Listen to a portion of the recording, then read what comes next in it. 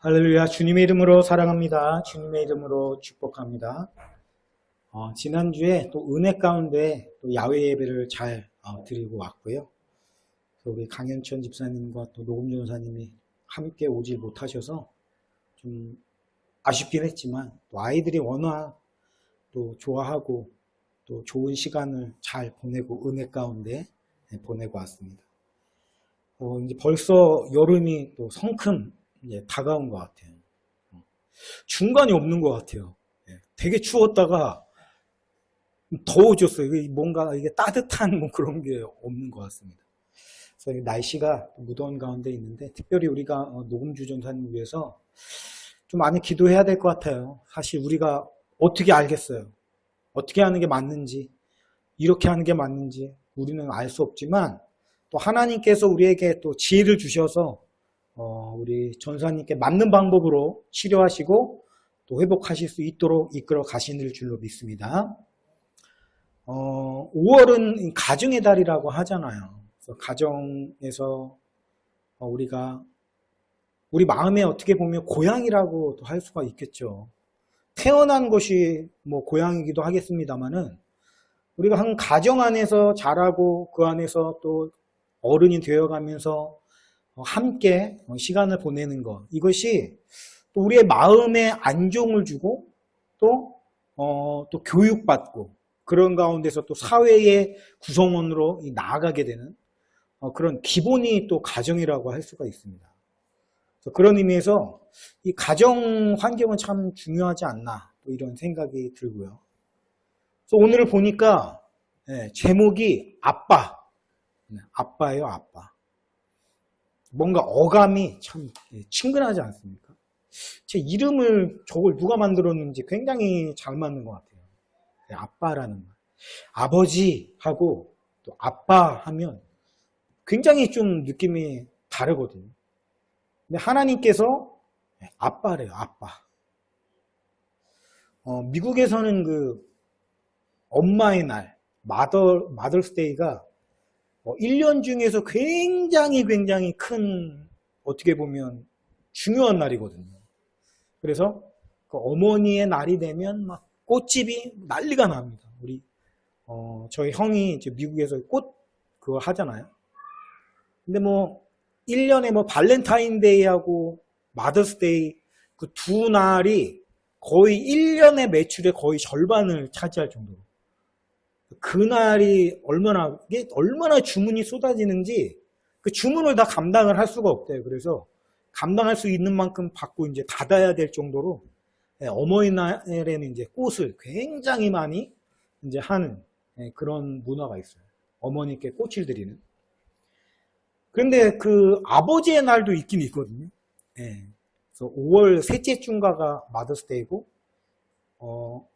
6월 셋째 주인가 뭐 한 달 있다가가 이제 아빠 날인데 아빠의 날은 별로 뭐 신경도 안 쓰고 그냥 지나가는 것 같아요. 왜 그런지는 하여튼 모르겠습니다만 요즘에 좀 문화가 좀 바뀌어가고 좀 그래서 그런지 모르겠지만 이 아빠의 어떤 위치가 많이 좀 어려운 현대 시대가 아닌가 또 이런 생각을 해봅니다. 뭐 그렇다고 뭐 옛날에 뭐 아빠의 모습이 좋았다 뭐 이런 게 아니라 사회가 변해가면서 어떤 그런 모습들도 자꾸 변화되어져 가는 것이 아닌가 또 이런 생각이 드는데 아빠는 어떤 존재인가? 아빠라는 존재는 한 가정을 또 책임지는 어떤 가장의 무게를 견뎌내는 또 그런 자리라고 할 수가 있죠. 저도 이제 아빠가 돼서 또 자녀들을 놓고 또 그 아이들을 양육하고 어떤 물론 하나님이 이루어 주신 가정입니다만 그 가정 안에서 내가 이 가정을 지키고 나가야 된다라는 어떤 그런 책임감 이런 것들이 있다 보니까 때로는 그 무게감이 좀 버거울 때가 있어요. 왜 그런 거 있지 않습니까? 가족들에게는 이제 큰 소리 빵빵 치고 걱정하지 마. 아무것도 염려하지 마. 그건 니네가 걱정할 게 아니야. 아빠가 알아서 하는 거야. 뭐 이렇게 말해놓고도 사실은 속으로는 나도 자신이 없을 때가 있거든요. 나도 두려울 때가 있거든요. 어렸을 때는 그 아빠가 그렇게 야, 자신감이 있어가지고 저렇게 큰 소리를 치는구나. 경제적으로 굉장히 어려울 때도 저희 아버지도 이제 굉장히 어떻게 보면 아버지의 그 위치에서 딱 봤을 때 참 힘드셨을 것 같아요. 한창 나이 때 뭐 다 이렇게 손발이 묶이는 것처럼 묶여가지고 어렵게 뭐 가정 경제적으로도 어려웠고 그러다 보니까 가장으로서 참 힘드셨을 것 같은 그런 마음이 드는데 그 아버지가 저희들한테 좀 해주시던 말씀 중에 그런 말씀이 있거든요. 아, 걱정하지 마. 아빠 아직 젊어. 네, 아빠 아직 젊어. 아직 한창이야. 지금 어려워도 걱정하지 마. 아빠가 잘 해내갈 수 있어. 근데 어렸을 때 그 말이 굉장히 좀 위안이 되고 위로가 되고 힘이 됐던 것 같습니다. 예, 뭔가 앞이 보이지 않는 어떤 가정의 상황, 경제적으로도 또는 여러 가지 상황을 봤을 때 굉장히 힘든 시기를 지나고 있었을 때 또 사춘기 시절이다 보니까 마음속으로도 얼마나 힘들었겠어요. 방황하고 고민해도 앞이 보이지 않고 깜깜하고 뭐 아득하고 이런 느낌의 굉장히 불안불안한 어떤 그런 상황 속에 있을 때에 걱정하지 마. 아빠 아직 젊어. 아직 멀었어. 끝나지 않았어. 뭔가 이런 말 한마디가 굉장히 위안을 주고 힘을 주었던 게 아닙니다. 근데 저도 이제 어른이 돼가지고 아빠가 되다 보니까 우리 아빠의 그 말이 좀 와닿는다고 할까요, 이제는. 그 말을 자녀들에게 큰 소리 땅땅 치고 걱정하지 말라고 위안시켜주고 아빠가 짊어질 거야 걱정하지 마 이렇게 얘기를 하면서도 사실은 본인도 두려웠을 거예요. 본인도 어떻게 보면 불안했을 거고 본인도 앞이 보이지 않고 어떻게 해야 되나 아득하고 아 이거 어떡할까 이런 어떤 마음이 있지 않았을까 이런 생각이 듭니다. 그래서 엄마라는 존재가 물론 굉장히 가정 안에서 중요한 역할을 하고 있고 엄마 하면 우리가 떠오르는 어떤 그런 뭉클함이 또 있지만 아빠 하면 또 아빠만의 엄마와는 또 다른 어떤 종류의 뭉클함이 있는 게 아닌가 이런 생각이 듭니다. 우리가 이 가정을 이끌어가는 그 아빠의 그 등, 아빠의 등이라는 어떤 그런 표현을 많이 하잖아요. 아빠의 그 뒷모습. 자라면서 점점 더 뭔가 굉장히 넓고 튼튼했던 것 같은 그 아빠의 등이 자라면서 점점 줄어드는 걸 체감하게 되고 어깨가 뭔가 이렇게 뭐가 몸집도 작아지는 것 같고 초라해지는 것 같은 그런 모습을 보면서 마음이 좀 아플 때가 있는데 가장이라는 위치는 아빠라는 위치는 자녀들의 입장에서 보면은 그렇죠. 그런 모습이 또 있고 오늘 본문 말씀 속에 하나님도 아빠라고 말씀하시는데 아빠라는 존재는 그런 존재잖아요. 책임져 주시는 존재, 가장을 이끌어 가시는 존재. 제가 어렸을 때 저는 참 많이 놀았던 것 같아요. 많이 놀았어요. 뭐 친구들이랑도 많이 놀고, 뭐 저희 어렸을 때는 뭐 그렇게 놀 문화가 뭐 그렇게 많이 있지 않았어요. 뭐 스마트폰이 있습니까? 뭐가 있습니까? 없으니까 그렇지만 그럼에도 참 많이 놀았던 것 같아요. 하고 싶은 거 해도 되고, 물론 공부를 해야 되지만 학생이니까. 그런 면에서 굉장히 자유가 많이 있었어요. 부모님도 어떤 터치나 이런 게 별로 없었고 왜냐하면 엄마 아버지 뭐 먹고 살기 바쁘니까 자녀들한테 미처 신경 쓸 여력이 많이 없었으니까요.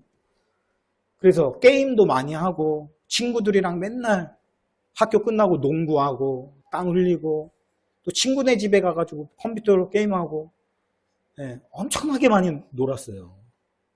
고등학교 때도 놀고 또 교회도 열심히 다니고 뭐 재밌는 게 많아요. 그 나이 때는 뭐를 해도 재밌는 거예요. 친구들이랑 그냥 같이만 있어도 너무 즐겁고 재밌고 얼마나 재밌습니까? 근데 아빠의 모습을 보니까 야, 이게 아빠의 삶이 쉽지 않아 보이는 거예요. 10대 시절에 저의 눈을 통해서 본 아빠는.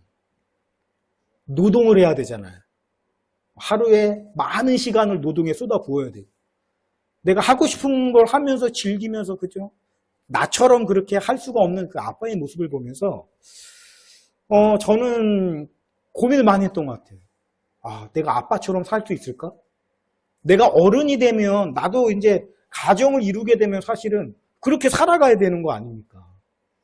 근데 사실, 그럴 엄두가 안 나는 거예요. 나는 노는 게 너무 좋고, 재밌고, 예, 내가 하고 싶은 거 다 하고 싶고, 막 뭐 때문에 이렇게 내 삶을 저당 잡히면서 별로 그러고 싶지 않은 게 아니라, 그럴 수 없을 것 같은 마음이 굉장히 많이 드는 거예요. 그래서 제가 그 수능을 보고 나서 대학교를 이제 가야 되는데 학비가 없어가지고 못 갔을 때, 좀, 그 다음 연도에 또 수능을 준비하면서 좀 겨울이었어요, 그때. 수능 끝나고 나면 겨울이니까 좀 학비를 좀 벌어서 모아놓고서 수능을 보는 게 또 봤는데 학비가 없어서 못 가면 얼마나 안타깝냐고.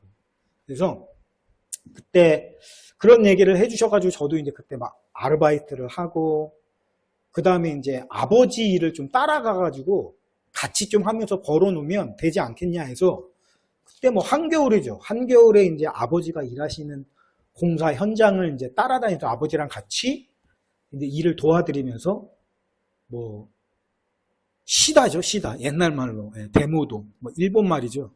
그냥 이렇게 도와주고, 뭐 하라는 거 치우라는 거 치우고, 벽돌 같은 거 날르라고 하면 날르고, 하여튼 이런 일을 제가 따라가면서 했는데, 원래 공사일이라는 게 굉장히 일찍 시작하잖아요. 뭐 겨울이니까 해가 얼마나 늦게 뜹니까? 해가 안 떠서 깜깜할 때부터 일이 시작이 됩니다. 지금도 생각나요. 저기 천안에 있는 무거동인가?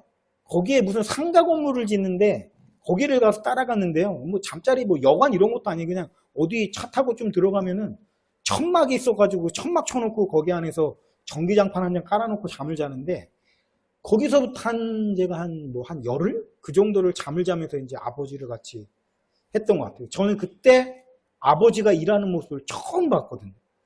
사실 뭐 아버지가 일하는 모습을 볼 일이 없잖아요.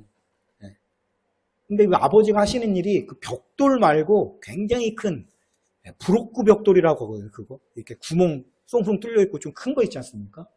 그거를 이제 시멘트 발라가지고 이렇게 쌓는 그런 기술자셨어요, 아버지가.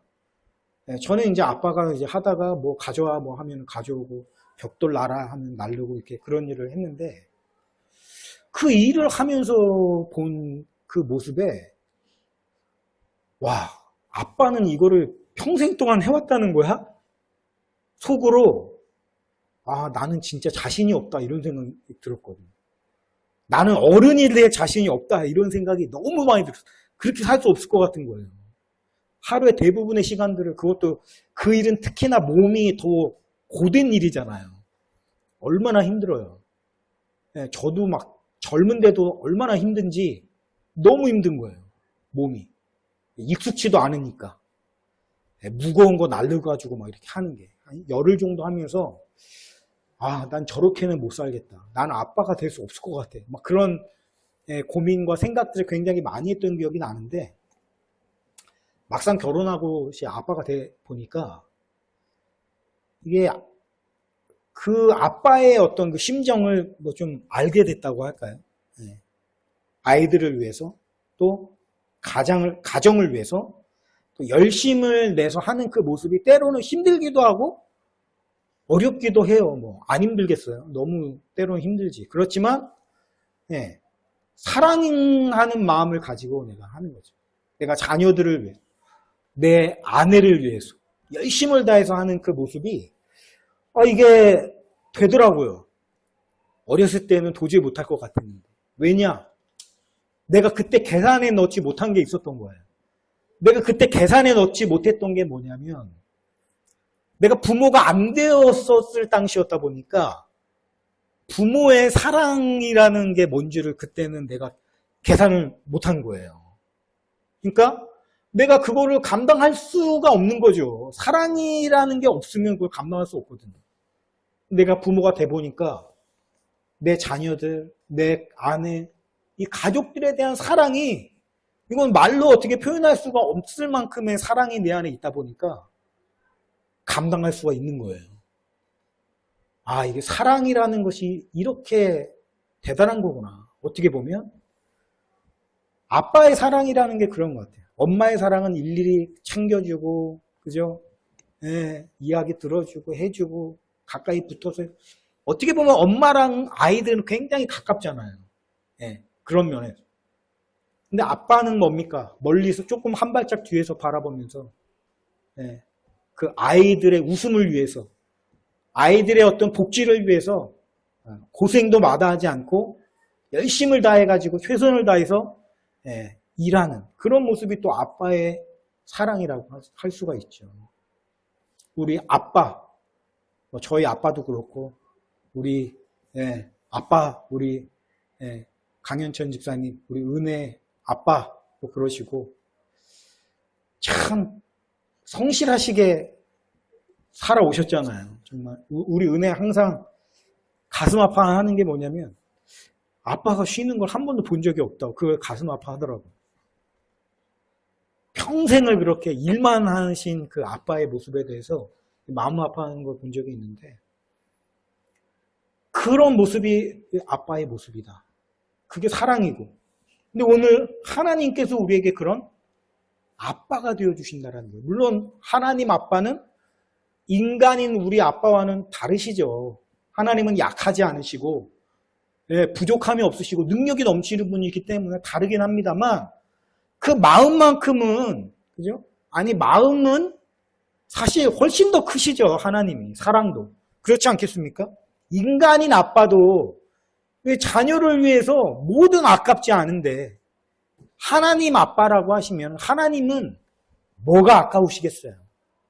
성경에 보니까 이런 표현이 있습니다. 로마서에 이 죄인들을 위해서, 죄인들을 건지기 위해서 하나밖에 없는 독생자 아들의 목숨까지도 아끼지 않으신 분이 뭐가 아까워서 안 주겠냐.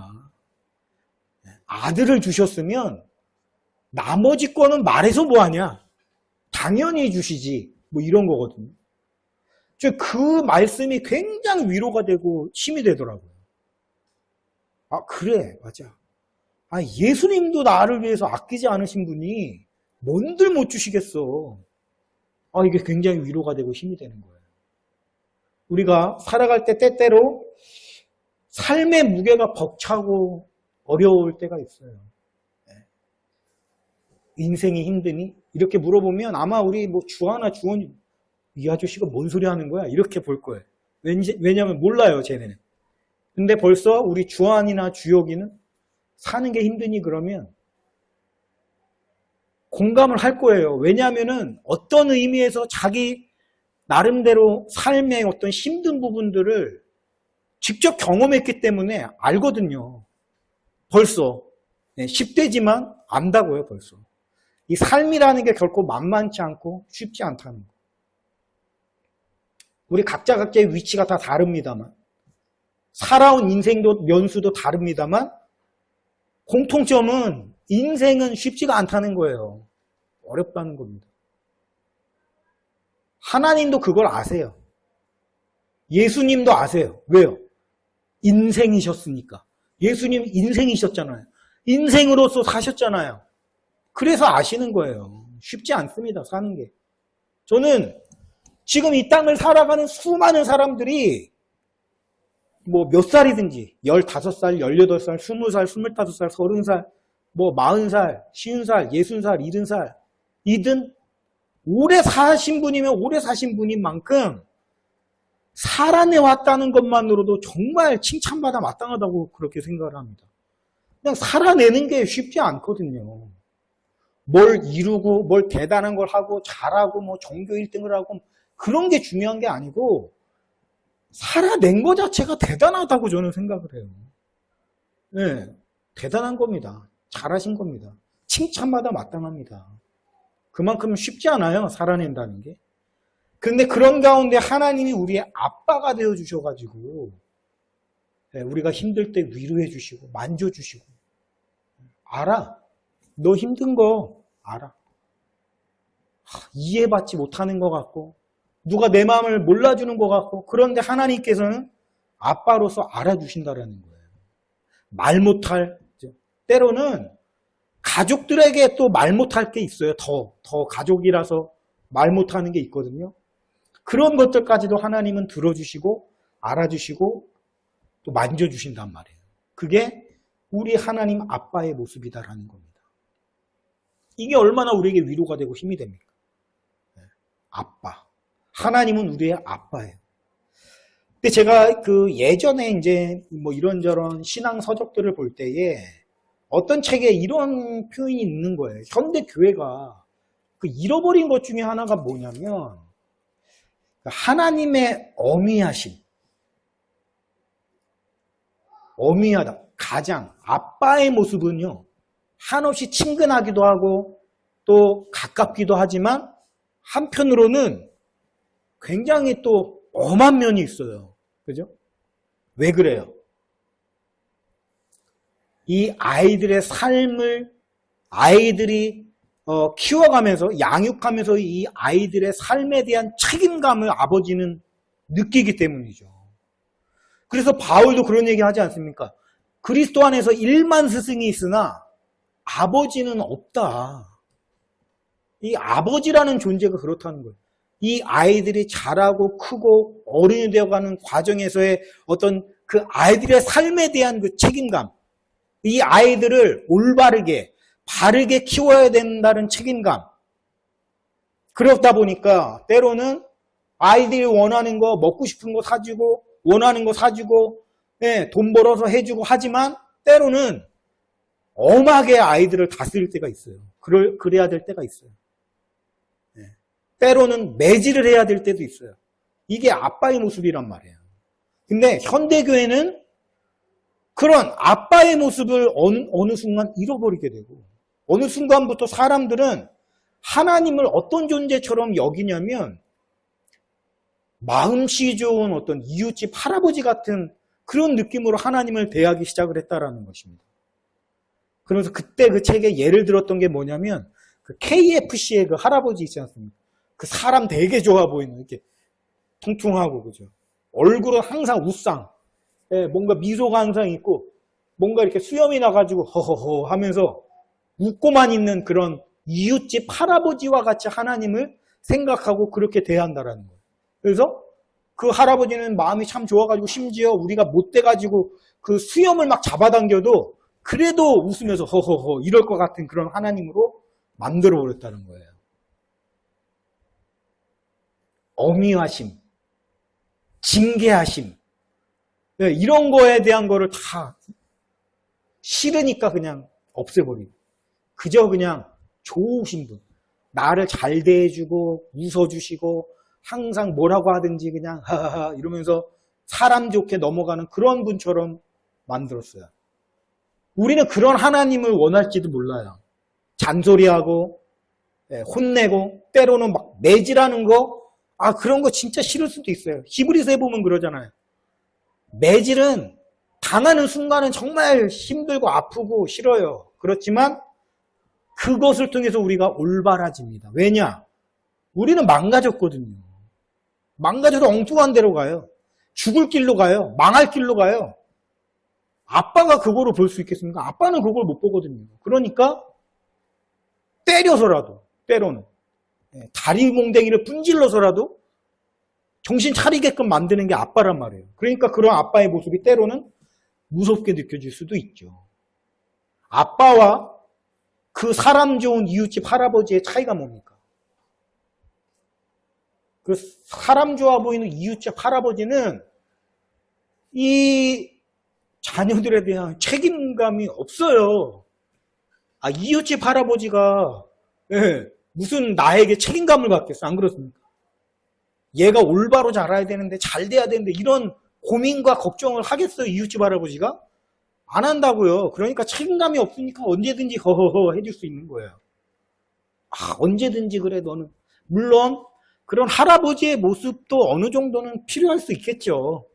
자녀 항상 편들어주고 뭔가 그죠? 아유 우리 새끼 최고야 이렇게 해줄 수 있는 할아버지 할머니의 존재가 필요할 때도 있어요. 그러나 기본적으로 아버지는 엄합니다. 왜요? 바르게 자라게 해야 되니까. 이 아이가 망할 길로 가야 되지 않습니까? 오늘 우리가 아버지의 그런 매질, 또 채찍질, 또 혼내는 아버지가 싫을 수 있을지 모르겠지만 하나님은 자녀가 아니면 그렇게 혼내지 않는다고 말씀합니다. 사생아라고 얘기해요. 매질을 당하지 않으면 사생아지 그거 자녀가 아니다. 그런 사람들이 있거든요. 성경에도 그런 사람들이 있어요. 하나님이 제시하시는 길과 완전히 반대의 길로 가고 음모를 꾸미고 막 사람들 짓밟아 넘어뜨리면서 자기는 올라서고 막 재산 모아가지고 떵떵거리면서 살아가는 그런 사람들. 나 봐라 이렇게 하나님이 어딨냐 나 이렇게 막 살아도 이렇게 잘만 사는데 그런 걸 막 자랑하고 그죠? 그리고 믿음 있는 사람들은 그것 때문에 시험 들어요. 하나님 저렇게 악한 사람이 어떻게 저렇게 잘만 됩니까? 실제로 그렇지 않습니까? 그렇게 잘 사는 사람들이 뭐 너무 많아요. 악한데. 근데 여러분 그런 사람들은 자랑할 게 아니라 참 망한 겁니다. 망한 거예요. 자녀가 아니니까 매질을 안 한다는 거예요. 하나님이. 그래 너 그렇게 살다가 아주 그냥 그렇게 그냥 지옥이나 가라. 이게 자랑할 게 아니라 무서운 겁니다. 그냥 네 멋대로 살다가 그래 너는 지옥에 가. 얼마나 무서운 겁니까? 자랑할 게 아니고 부러워할 게 아니라는 것입니다. 저 요즘에 때려주시는 하나님이 너무 감사한 거예요. 내가 망할 길로 갈 때 그걸 가만히 놔두지 않는 하나님이 너무 감사한 거예요. 다시 되돌이키고 때로는 치고 다리 뭐 다치게 하고 막 이런 여러 가지 일들을 통해서 하나님이 자꾸만 올바른 길로 되돌아오게. 내가요 스스로 올바른 길을 갈 수가 없어요. 너무 연약해가지고. 우리 다 그런 거 아닙니까? 제가 보니까 우리의 습성이 참 어려운 게 뭐냐면 사람마다 다 약점이 물론 다르긴 합니다만 그 약점이 되게 그렇게 많지가 않아요. 사람마다. 주된 약점이 한두 가지가 있거든요. 주된 약점. 근데 그게 평생 동안 나를 따라다니는 거예요. 그게 극복이 쉽지가 않은 거예요. 그 한두 가지가. 사람마다는 물론 달라요. 어떤 사람은 게으름일 수도 있고, 어떤 사람은 뭐 못된 뭐 그런 성품일 수도 있고, 뭐 어떤 사람은 또 일중독, 워커홀릭, 완벽주의 뭐 이런 걸 수도 있고, 하여튼 뭐 각자 뭐 나타나는 양상은 다 다릅니다만 하여튼 한두 가지 정말 어떻게 보면 평생 동안 따라다니는 약점이 많지 않아요. 한두 가지가 있단 말이에요. 본인도 그걸 알아요. 모르는 경우도 있습니다. 근데 모르는 경우는 이제 진짜 심각한 건데 대개는 압니다. 아는데 어때요? 못 고치는 거예요. 안 고치는 게 아니라. 그 사람이 그거 고치려고 얼마나 많이 애를 써봤겠어요. 내가 이것 때문에 참 힘든 거 알거든요. 본인도. 그러니까 노력을 많이 했을 거라고요. 잠깐 시도했다가 또 고치고 잠깐 시도했다가 또 고치고 그런 얘기 하잖아요. 어떤 사람은 또 담배 이렇게 꺼내서 피니까 담배 끊지 않았어요? 이렇게 물어보니까 그 사람 하는 대답이 끊었어요. 담배 한 120번은 끊었을걸요? 뭐 그렇게 얘기했다고 하잖아요. 예. 그쵸. 담배를 맨날 끊어요. 맨날 끊는데 다시 피우는 것 뿐이에요. 그죠? 그런 것처럼 우리가 극복하려고 나름 애를 쓰고 노력을 하는데 또 똑같은 짓을 하고 또 똑같은 짓을 하고 그게 힘든 거예요. 그게 못 고친다는 거예요. 내가 그걸 알면 알수록 힘들어요. 때로는 민망하고 하나님과의 관계에서도 그럴 때가 얼마나 많아요. 아유 하나님 죄송합니다. 또 그겁니다. 또 그게 걸렸어요. 또 그게. 아유 하나님한테 말할 면목도 없어요. 아 정말 힘듭니다. 마음이. 근데 하나님도 그걸 아시거든요. 근데 제가 하나님이 너무 감사한 게 뭐냐면 나도 내 그런 약점이 지겹거든요. 근데 이거를 또 고치겠다고 시도하는 것 자체가 민망스러울 때가 있어요. 왜냐하면 그게 극복이 안 되는 걸 내가 100번, 200번을 지금 경험을 이미 했기 때문에 내가 고친다고 해도 이거 정말 내가 벌써 한다고 해도 벌써 내가 한심해요. 얼마나 갈지 나도 모르고. 사실 그럴 때가 있지 않습니까? 이런 내가 너무 한심스럽고 도대체 이게 의미가 있는 건가 싶기도 하고 어차피 또 돌아갈 건데. 근데 우리 하나님 아빠가 너무 감사한 건 뭐냐면 내가 그래도 하겠다고 시도할 때 항상 처음 시도하는 것처럼 대해주신다는 거예요.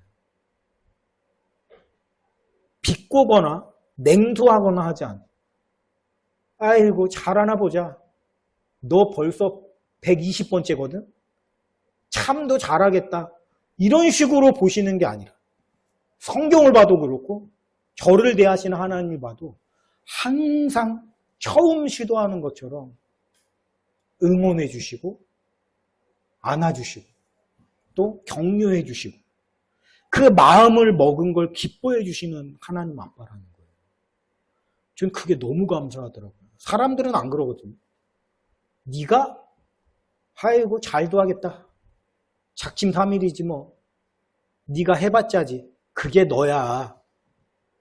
우리가 사람들이 이런 소리 할 때마다 얼마나 마음이 상처가 됩니까? 근데 하나님은 그러시지 않더라는 거예요. 우리가 그런 하나님 아빠한테 나가기로는 뭐 여러분도 그런 게 있을 수 있죠. 우리 아이들 그런 게 있을 수 있죠. 내 마음이 내 마음대로 안 되는 거. 근데 우리가 한 가지만 조심하면 됩니다. 이건 안 되나 봐 하고 포기해버리면 안 돼요. 1000번이든 2000번이든 시도할 때마다 마치 그게 첫 번째 시도해주는 것처럼 대해주시는 우리 하나님 아빠께 나도 처음인 것처럼 시도해야 된다라는 거예요. 포기만 안 하면 돼요. 계속 시도하면 돼요. 그렇잖아요. 실패하면 또 시도하면 되잖아요. 그러니까 실패도 포기하지만 않으면 계속 시도하기만 하면 저는 어떤 의미에서는 그거 자체가 극복이라고 저는 생각을 하거든요. 오늘 우리 하나님께서 우리를 그렇게 바라봐 주신다는 거예요. 여러분, 하나님 우리를 너무도 사랑하시기 때문에 우리에 대한 책임감이 있으시기 때문에 아빠이기 때문에 우리가 뭐를 하든 그래 네가 맞아 오라 호호호 좋은 게 좋은 거야.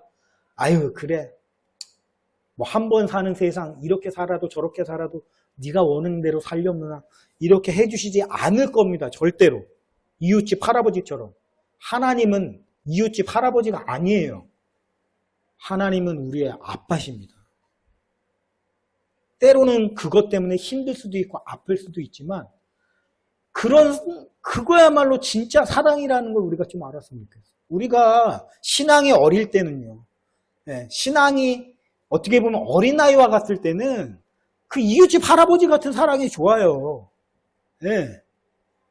그러나 여러분 우리가 신앙생활을 오래 하고 연수가 쌓여지고 좀 잘할수록 그게 아닌 그 하나님의 진한 아빠 같은 사랑을 우리가 좀 알았으면 좋겠어요. 우리 하나님은 진짜 나를 막 우리가 그 액기스라고 하지 않습니까? 막 그냥 농도가 정말 막 진해가지고 막 한 방울만 떨어뜨려도 막 삽시간에 그게 막 퍼질 정도로 진한 농도, 액기스. 우리 하나님 아빠의 사랑은 저는 그런 사랑이라고 생각을 합니다. 우리 그런 사랑을 잘 받아서 바르게 자라갔으면 좋겠어요. 하나님 안에서.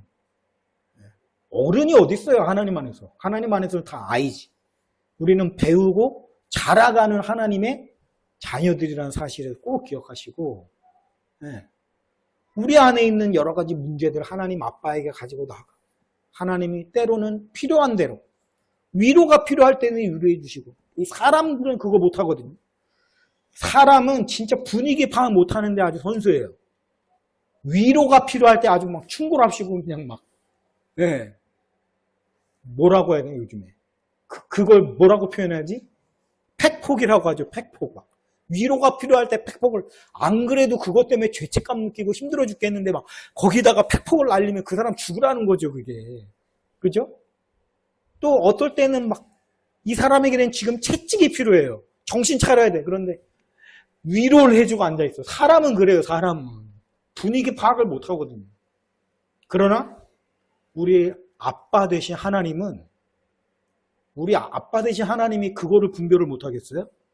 우리를 지으셔서 우리의 속사람을 온전히 하시고 우리가 어떻게 해야 될지 완전하게 하시는 하나님이 정확하게 팩폭이 필요할 때는 팩폭을 날려주시고, 위로가 필요해질 때 위로를 주시고, 만져주면 필요할 때 만져주시고, 안아줘야 될 때는 안아주시고, 채찍질을 부득불 해야 될 때는 채찍질 하시고, 정확하게 올바른 아버지 방법을 아셔서 우리를 바르게 자라게끔 인도해 가실 거라는 사실을 꼭 기억하시고, 하나님은 우리를 위해서 모든 것을 지불하실 준비가 되어 있다는 사실을 기억하시고, 그런 아빠 되신 하나님께 감사하시고, 얼마만큼 더 아빠를 사랑할 수 있을지를 고민하시고, 또 그분께 우리의 모든 것들을 쏟아놓을 수 있는 그런 우리 자녀들 되시기를 주님의 이름으로 축원하면서